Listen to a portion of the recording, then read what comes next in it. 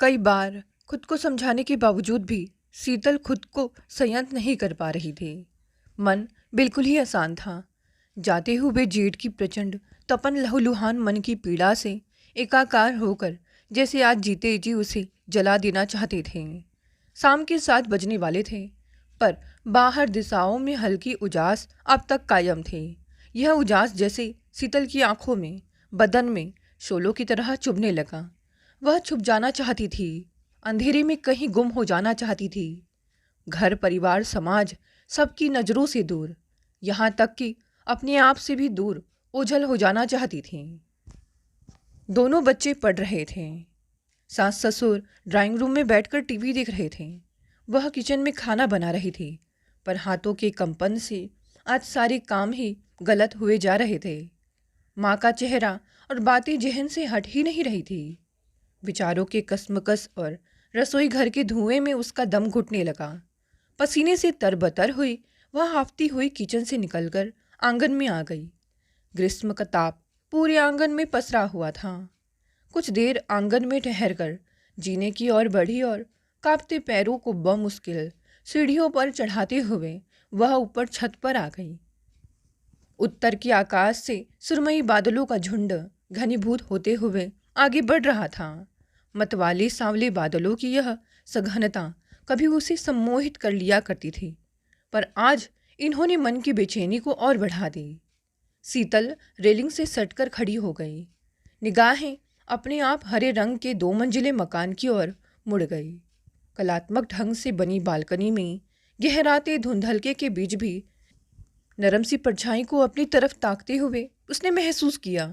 शीतल ने आंखें फेर ली। अंधेरा धीरे धीरे साम्राज्य बढ़ाने लगा था। उसका खुद का जीवन भी तो एक गहराते अंधेरे का अकथ दुस्वप्न ही बनकर रह गया था। दीर्घ निश्वास के संग अतीत की स्मृतियों के शीतल में भटकने लगी।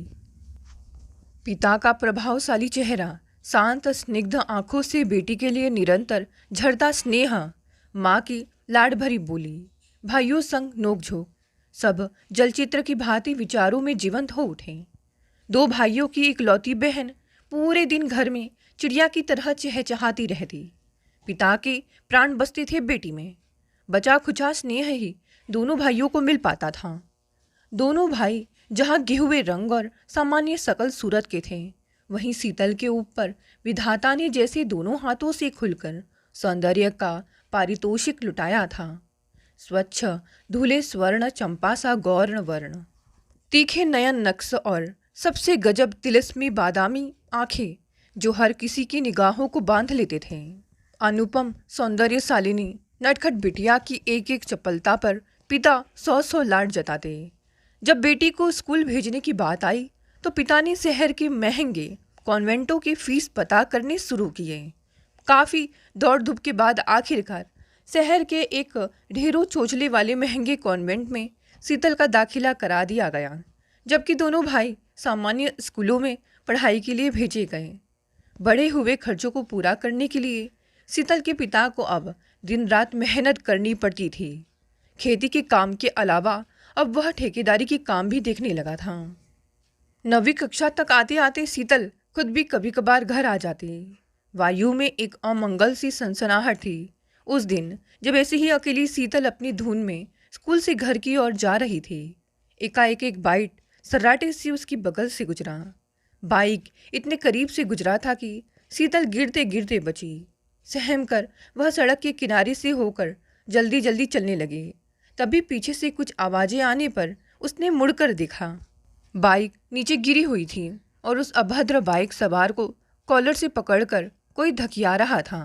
यह तरुण था जो पहले शीतल के स्कूल में ही पढ़ता था, पर पिता के अकस्मात अस्वस्थता के कारण उसे अपने स्कूल की पढ़ाई बीच में ही छोड़कर पिता के कारोबार का काम संभालना पड़ा था। इस घटना के बाद से शीतल ने गौर किया कि अब वह जब भी अकेली घर जा रही होती तो तरुण बाइक से चक्कर लगाते हुए उसके पीछे पीछे आता और जब वह घर पहुंच जाती तो वापस लौट जाता। 2-1 महीने बाद शीतल ने महसूस किया कि सामने वाले घर की खिड़कियां से 2 आंखें निरंतर उसे ही देख रही हैं। पता नहीं कब और क्यों तरुण ने सामने वाले घर में एक कमरा ले लिया था। शीतल के मन में एक अजीब असुविधा सी स्थिति उत्पन्न हुई। तरुण अच्छी कदकाठी का एक आकर्षक युवक था। गिटार बजाने के अलावा वह शब्दों की बाजीगरी में भी माहिर था। दिलकश शब्दों को पुर्जों पर लिखकर मौका देखकर शीतल को समर्पित किए जाते। धीरे धीरे मासूम शीतल को भी यह सब अच्छा लगने लगा। शीतल का ध्यान अब पढ़ने लिखने में कम लगता, निगाहें तरुण को ही ढूंढती। इधर 4-5 दिनों से तरुण का कहीं अता पता नहीं था। शीतल को चिंता हुई। छठे दिन तरुण दिखा, उसका चेहरा उतरा हुआ था। उसने जो कुछ बताया उसे सुनकर शीतल परेशान हो उठी। शीतल के दोनों भाइयों ने अपने कुछ दोस्तों के साथ मिलकर हॉकी स्टिक से तरुण की पिटाई की थी। साथ ही उसे उस कमरे से भी निकलवा दिया था जिसे कितने जुगाड़ लगाकर 6 महीने के एडवांस पैसे जमा कराने के बाद वह हासिल कर पाया था। घर में माता पिता तरुण की हालत देखकर बहुत परेशान थे। यह सब कहते हुए तरुण की आंखों में आंसू आ गए। उसने शीतल को अपने चोटों के निशान दिखाए और कहा कि उन्होंने मुझे धमकी दी है, अगर मैं आइंदा तुम्हारे आसपास भी फटका तो वो मुझे जान से मार देंगे। शीतल भाइयों की करतूत सुनकर लज्जित हो गई। तरुण क्षण भर के लिए चुप रहा, फिर सर झुकाकर बोला, तुम्हें देखने के बाद से मैंने दिन रात बस एक ही सपना देखा था कि तुमसे ब्याह करके तुम्हें जीवन के सारे सुख दूंगा। पर मैं यह भूल गया था कि कहाँ तुम ब्राह्मणों की बेटी और मैं कहाँ छोटी जातियों का लड़का। आह, मेरी जाति मेरे प्रेम के लिए बेड़ी बन गई है, पर अगर मैं दलित का लड़का हूँ तो इसमें मेरा क्या कसूर है। शीतल लाचार आंखों से शीतल की तरफ ताक कर वह बोला, अब शायद जीवन में कभी मुलाकात ना हो, और लंगड़ाते हुए मुड़कर जाने लगा। शीतल तड़प उठी। तरुण वापस मुड़ा, तुम्हारे बगैर जीने से तो मौत बेहतर है, पर मैं जीना चाहता हूँ। अगर तुम चाहो तो इस मृत प्राय इंसान को जीवन दान दे सकती हो। क्या तुम मेरे साथ चलोगी शीतल? मैं वादा करता हूँ उस घर में तुम्हें कभी कोई तकलीफ नहीं होगी। अपनी जान से भी ज़्यादा हिफाजत से तुम्हें रखूँगा। आंखों में भृत्य किसी याचना लिए वह शीतल की ओर देखने लगा। हम आज ही शादी कर लेंगे। पता नहीं क्या हुआ, शीतल एक पल में पिता का प्यार, माँ की ममता और भाइयों का दुलार भूल गई। जन्म के सारे ही बंधनों को तोड़कर वह उसी क्षण तरुण के साथ चल पड़ी। शीतल के इस कृत्य से घर पर जो कोहराम मचा वह विवरण से परे है। मैया सर पकड़कर बैठ गई। दोनों भाइयों ने कहा, हम अभी जाकर उस दुर्जन लड़के के हाथ पैर तोड़कर और शीतल को खींचकर लेकर आते हैं। पर आघात से पीले पड़े पिता ने हाथ ऊपर कर लड़कों को जाने से रोक दिया। कहा, इस घर का कोई भी सदस्य कभी भी उस लड़की से मिलने नहीं जाएगा। उस लड़की ने मेरे भरोसे को छला है। आज से वह हमारे लिए मर गई। मैंने उसका श्राद्ध कर दिया। घर की प्रेम सींची दीवारें थर्राकर काँप उठी। माँ के गले में एक सिसकी टूटकर रह गई। उस दिन के बाद से दोबारा किसी ने उस घर में शीतल का नाम नहीं लिया। समय साल दर साल गुजरता गया। शीतल एक बेटी और एक बेटे की माँ बन गई। परिवार बढ़ा तो आमदनी बढ़ाने के लिए तरुण ने कारोबार बढ़ाना शुरू किया। बिजनेस बढ़ने के बाद अब उसे काम के सिलसिले में दूसरे शहरों में भी जाना पड़ता था और कभी कभार 2-4 दिन उधर ही रुकना पड़ता था। दूसरी तरफ बेटे के जन्म के बाद से शीतल का स्वास्थ्य खराब चल रहा था और उसे तरुण की बहुत ज़रूरत महसूस होती थी। उसने कितनी बार लगभग गिड़गिड़ाते हुए तरुण से कहा कि कुछ दिन की छुट्टी कर लो, 2-4 दिन साथ में रहूं, किसी अच्छे डॉक्टर से दिखवा दो। लेकिन तरुण यह सब सुनकर चिढ़ जाता। तरुण के बदलते व्यवहार से शीतल क्षुब्ध थी। शीतल ने गौर किया कि वह बदल गया है।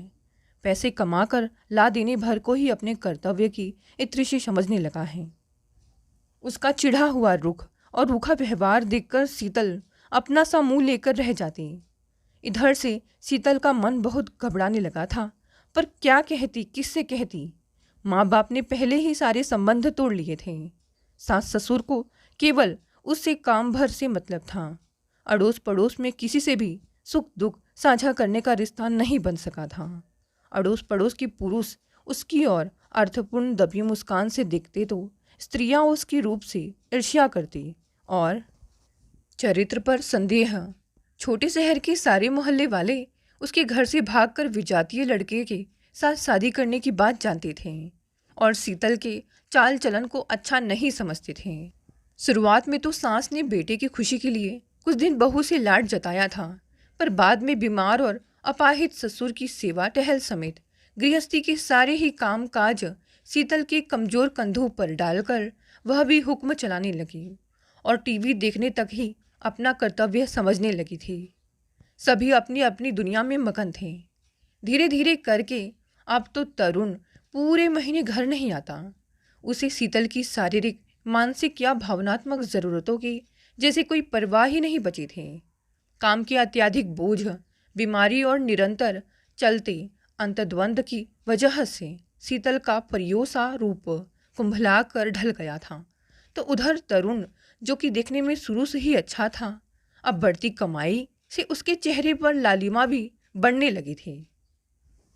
घर पर शीतल के हाथों का बना शाकाहारी खाना अब एक दिन के लिए भी उसके गले से नीचे नहीं उतरता था। पहले पीने का केवल शौक था, पर अब आदत हो गई थी। यहाँ तक कि गनीमत थी। पर दूसरे शहर में तरुण जब काम पर निकलता, उसी वक्त पड़ोस की लड़की भी ऑफिस के लिए निकलती थी। धीरे धीरे औपचारिक हाय हेलो के बाद एक दिन तरुण ने उसे अपनी कार में ऑफिस तक छोड़ने का प्रस्ताव रखा, जिसे थोड़ा नान नुकुर के बाद लड़की ने स्वीकार लिया। लड़की का नाम रचना था और उसके परिवार में माँ के अतिरिक्त कोई नहीं था। रचना की कमाई और माँ की रिटायरमेंट के पैसों से ही घर चलता था। पता नहीं कब पढ़ी लिखी आत्मनिर्भर रचना को ऑफिस ले जाना और फिर ऑफिस से घर लाना तरुण की पहली प्राथमिकता बन गई। उसने एक बार फिर से वही दाव खेला और अपनी लफाजी भरे शब्दों की अभेद्य वाण चलाकर रचना का हृदय भी कब्जे में कर लिया। एक दिन माँ और एक अन्य परिजन की उपस्थिति में रचना और तरुण ने मंदिर में विवाह कर लिया। घर के कामों में कुल्हू की बैल सी पिसती शीतल इन सब बातों की भनक तक नहीं पड़ी, पर शीतल की माँ तक कहीं से उड़ते उड़ते इस बात की खबर जा पहुंची। बेटी के कृत्य ने माँ के हृदय को गहरी पीड़ा जरूर पहुंचाई थी, पर इस खबर को जानकर मंजू का मन व्याकुल हो उठा। शीतल के पिता और भाई उसका नाम तक सुनना नहीं चाहते थे, सो माँ ने चुपचाप अकेली ही बेटी से मिलने का फैसला किया। किसी तरह तरुण के घर का पता करके वह बेटी से मिलने पहुंची। दरवाज़ा शीतल ने ही खोला। इतने बरसों में जीवन के इतने उतार चढ़ाव गिनने के बाद अब वह तो शीतल नहीं लग रही थी। मुरझाया मलिन सा रूप और डार्क सर्कल से घिरी बुझी हुई बादामी आंखें तन मन की अतृप्त व्यथा कथा को अपनी मुख भाषा में बयान कर रहे थे। माँ का कलेजा तड़प उठा। बेटी का हाथ पकड़कर बगल के मंदिर पर ले गई। निरंतर बहते आंसुओं की धारा के बीच बातचीत होती रही। सब कुछ सुनकर मंजू के होठ घृणा से उस दुराचारी को श्राप देने के लिए खुले, पर कुछ अस्फुट सा मुंह में ही घुट कर रह गया। उसकी पुत्री ने कच्ची उम्र की भावनाओं में बहकर स्वयं ही अपने लिए कुपात्र का चयन करके अपना और अपने निर्दोष बच्चों का जीवन भी बर्बाद कर लिया था। मंजू को याद आया, पहले जब नन्ही सी शीतल को लेकर मायके जाती तो साथ की सहेलियाँ कहती, आहा कितनी सुंदर है रे मंजू तुम्हारी बिटिया, इसे मैं अभी ही अपने बिटवा के लिए छेक ले रही हूँ, बाद में मुकर मत जाना। और मंजू गर्व से बेटी की ओर देखकर हंस देती, इसका ब्याह ऐसे थोड़ी ना करेंगे, इसका बाबा इसे पढ़ा लिखा कर डॉक्टर बनाना चाहता है। एक गहरी निश्वास गले से निकली। माँ के जाने के बाद मंदिर से लौटकर घर आई तो पैर सो सो मन के हो रहे थे। किसी तरह आधा अधूरा खाना बनाकर रख दिया और छत पर चली आई। आंखों के आंसुओं के संग बादल भी बूंद बूंद बरसने लगे थे। अभी सास खाना मांगेंगी, देरी के लिए ताने मारेंगी।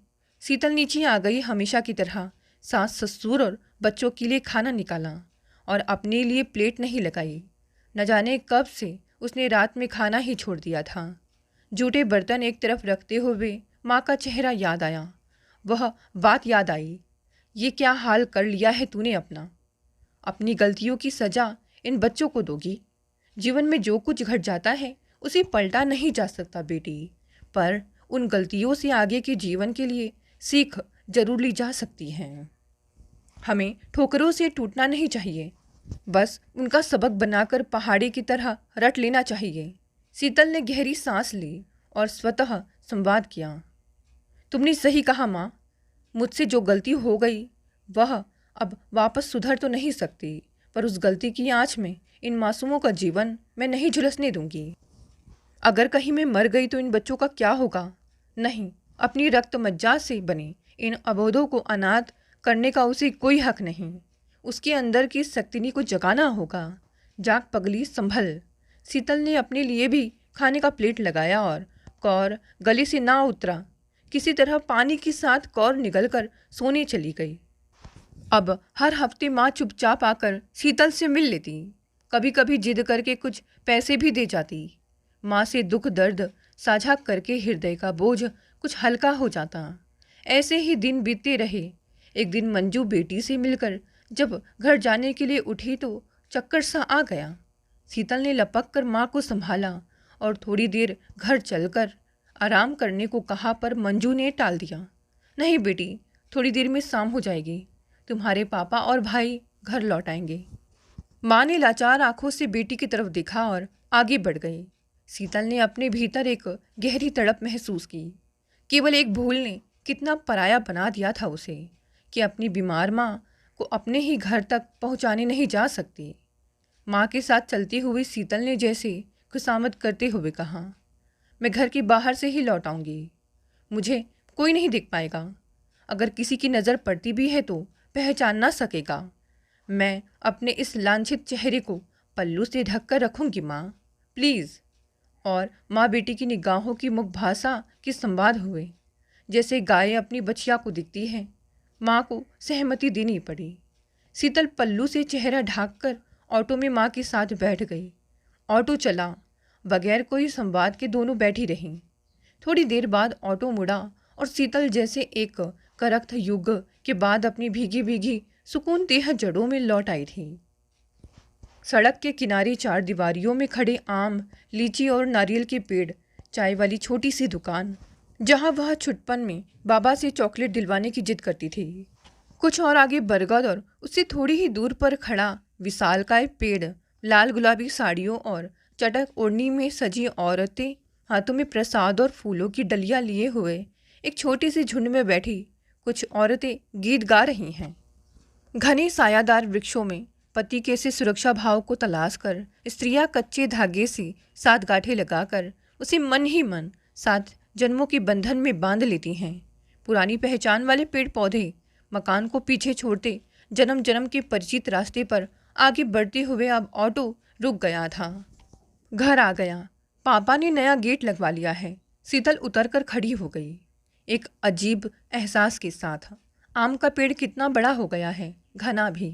शीतल को पहचान कर जैसे पेड़ के पत्तों ने हाथ हिलाए। हवा से फड़फड़ाकर मानो हौले हौले हंसकर कुछ कह रहा था पेड़। कुछ सूखे पत्ते उसके पैरों के पास गिर पड़े। शीतल ने उन्हें झुककर उठा लिया और आगे बढ़कर पेड़ के तने से लिपट गई। पलकें खुद ब खुद मुंद गईं। हवा में पत्ते एक बार जोर जोर से फड़फड़ाकर शांत हो गए। माँ का कलेजा फटने को हुआ। खुद को संभाल कर बोली, अब लौट जा बेटी, बच्चे घबरा रहे होंगे। शीतल ने अपने बचपन के आशियाने को एक बार आंख भर कर देखा और वापस ऑटो में बैठ गई। कब की मर चुकी शीतल के अंदर जिंदा होने की लालसा सिर उठाने लगी। दिलो दिमाग में प्रश्नवलियों की झड़ी लग गई। वह जो फ़कत एक फूल उसके जीवन का नासूर बन गया, उसके संपूर्ण अस्तित्व पर भारी पड़ गया। अगर यही भूल मेरे भाइयों से हो गई होती तो क्या तब भी समाज ने उसका यूं ही बहिष्कार किया होता? क्या तब भी पापा ने उनसे अपने सारे संबंध तोड़ लिए होते? क्या तब उनकी भी ऐसी ही कोई खोज खबर नहीं ली जाती कि वे जिंदा हैं अथवा मर गए? अगर वह एक स्त्री ना होकर पुरुष होती, क्या तब भी उसका अपराध अक्षम्य ही हो जाता? या तब का सामाजिक न्याय गणित कुछ और होता? इस बीच घर में कितने उत्सव हुए, भाइयों की शादियां हुई, पर उसे कभी किसी समारोह में नहीं बुलाया गया। घर, परिजनों और समाज के लिए वह मर चुकी थी। हाँ, भूल की सज़ा देनी चाहिए थी। दी भी गई, पर नादानी में की गई भूल के लिए अगर कुछ समय की नाराज़गी के बाद परिजनों ने उसे स्वीकार कर लिया होता तो उस नीच पुरुष की भी आज इतनी हिम्मत नहीं होती कि वह उसे और उसके बच्चों को यूं लावारिस छोड़कर खुद मौज करता।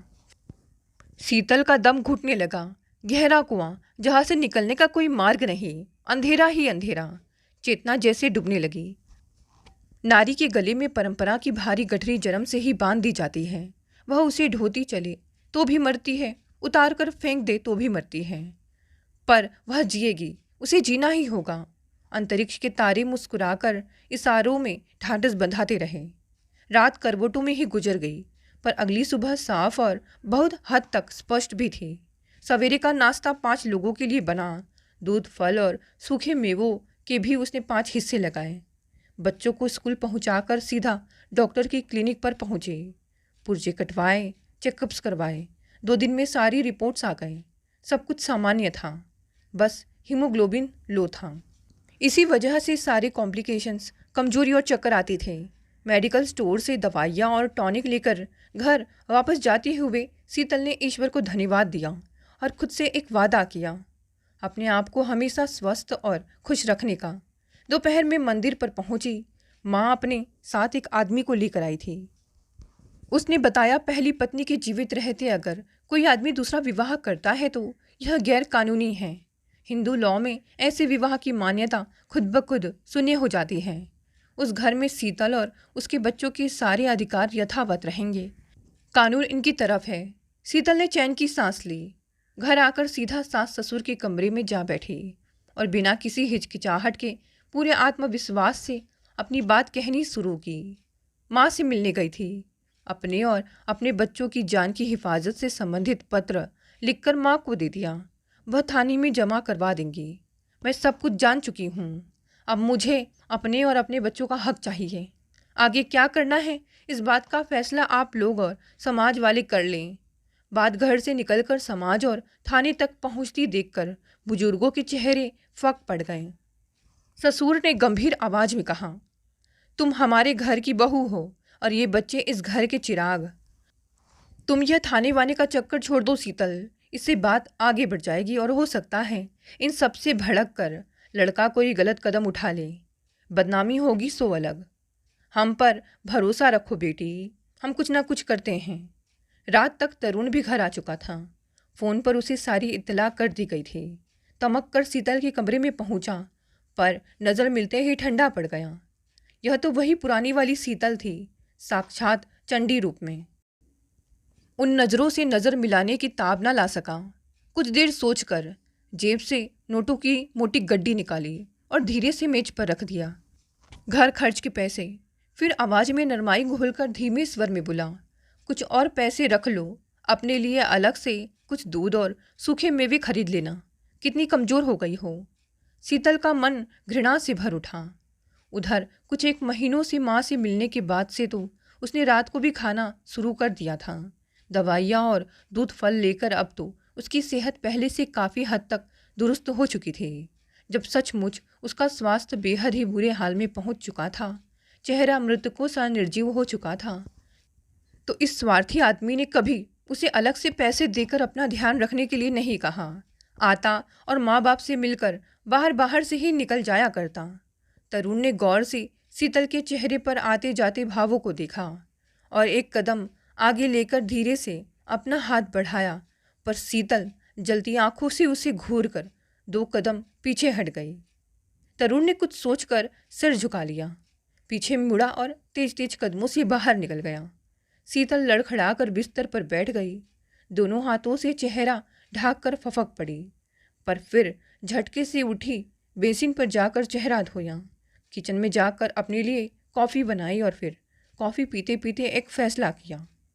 1 महीने पहले जब बच्चों को स्कूल पहुंचाकर लौट रही थी तो सामने अरविंद मिल गया था। सस्ती मानसिकताओं के बीच एक सभ्य और सुलझा व्यक्तित्व। औपचारिक अभिवादन के बाद उसने कहा कि बच्चों के लिए एक छोटा सा स्कूल शुरू करने जा रहा हूँ। शीतल, अगर तुम चाहो तो वहाँ पढ़ाने आ सकती हो। कहकर वह प्रति उत्तर की प्रतीक्षा में शीतल की ओर देखने लगा। बड़ी बड़ी स्निग्ध बुद्धि दीप्त आंखों में सहानुभूति थी। शीतल ने चेहरा झुका लिया। विषाद भरे होठों से फुसफुसाहट सी निकली। घर के कामों से फुर्सत ही नहीं मिलती। नरम और गंभीर आवाज़ शीतल के कानों से टकराई। अरविंद ने इतना ही कहा, बच्चों में व्यस्त रहोगी तो दिल भी लगा रहेगा और कुछ पैसे भी आ जाएंगे। खैर, आप सोच समझ कर निर्णय लीजिए, कोई जल्दी नहीं है। शीतल ने फैसला कर लिया था। उसने बाल संवारे, पर्स उठाया और सास से जाकर कहा, आज से मैं एक स्कूल में पढ़ाने जा रही हूँ। खाना बना कर रख दिया है, आप लोग दोपहर का खाना खुद से निकाल कर खा लीजिएगा। और उसने एक नवीन संकल्प के साथ अपने पाँव घर से बाहर की ओर बढ़ा दिए। दोस्तों, कंचन पाठक जी द्वारा लिखित यह कहानी आपको कैसी लगी? कहानी पसंद आई तो इसे लाइक और शेयर करें। नए हैं तो चैनल को भी सब्सक्राइब कर लें। धन्यवाद दोस्तों, मिलते हैं कल एक नई कहानी से।